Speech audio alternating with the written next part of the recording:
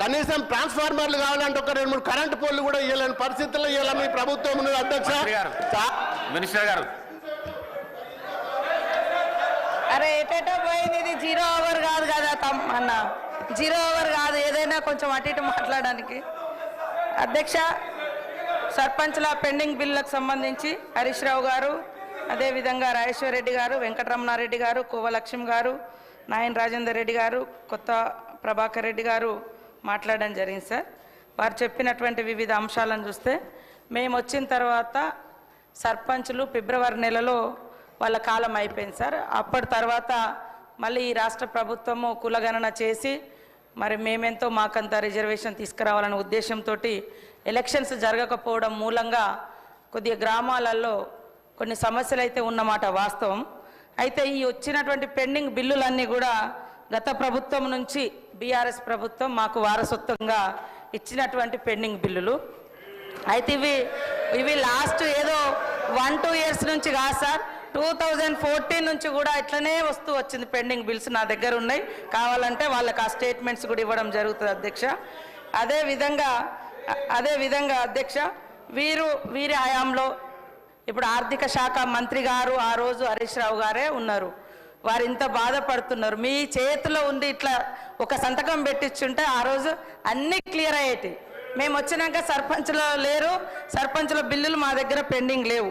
అయినా కూడా సార్ మా ప్రభుత్వంలో మరి ఇప్పటి వరకు జీపీల కోసం 740 కోట్ల రూపాయలను ఇవ్వడం జరిగింది.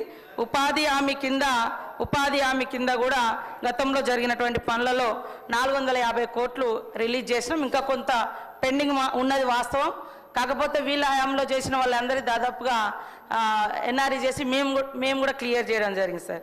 అట్లనే ఎలక్షన్స్ జరగకపోవడము ఇతరత్రతోటి ఆ నిధులు కొంత గ్రామ అభివృద్ధి కోసం రిలీజ్ చేయలేకపోయినాం. కేంద్ర ప్రభుత్వం 15వ ఆర్థిక సంఘం నిధులను విడుదల చేయలేదు సార్, అది కూడా కొద్దిగా ఎఫెక్ట్ ఉంది. అదేవిధంగా మన ఊరు మన బడి కింద కూడా మన వాళ్ళు మాట్లాడారు. 1100 కోట్ల రూపాయల పనులను గత ప్రభుత్వం చేస్తే మరి అవి 800 కోట్ల రూపాయలు పెండింగ్ ఉన్నటువంటి మాట కూడా వాస్తవం. ఇప్పుడు మేము అమ్మ ఆదర్శ పాఠశాలలతోటి పనులు చేయించడం జరుగుతూ ఉంది సార్. కాబట్టి ఈరోజు మరి మా కోవలక్ష్మి గారు ఎమ్మెల్యే గారు అన్నట్టుగా మేము చెల్లించమనలేదు, చెల్లిస్తాము. మీరు ఇచ్చిపోయినటువంటి వారసత్వం పెండింగ్ బిల్లులు, అప్పులు, ఆర్థిక వ్యవస్థ బాగలేదు కాబట్టి సర్దుబాటు చేస్తున్నాం, కొద్దిగా టైం అడుగుతున్నాం. కానీ మేము చెల్లించలేదు అని అనలేదు. సాక్షాత్తు ఆర్థిక శాఖ ఆనాటి మంత్రి గారు ఉండి ఈసారి చాలాసార్లు మాట్లాడుతున్నారు ఈ సబ్జెక్టు. మీరు ఒక్క సంతకం పెట్టి ఉంటే 600 కోట్లు ఆ రోజే రిలీజ్ అయ్యేది. కానీ మరి బీఆర్ఎస్ అంటే బకాయిల రాష్ట్ర సమితి లాగా మాకు ఇచ్చిపోయినరు. అదే వారసత్వంతో మరి మేము చెల్లించలేని పరిస్థితి ఉంది. కానీ తప్పకుండా సర్పంచులు, అందరి సంబంధించినటువంటి సర్పంచులు ఉన్నారు, వాళ్ళ బాధ మాకు తెలుసు. వాళ్ళు ఆత్మహత్యలు చేసుకున్నారు మీ హయాంలో, చాలామంది రకరకాల ఇబ్బందులు పడ్డారు. కాబట్టి సానుభూతితో ఉన్నాం.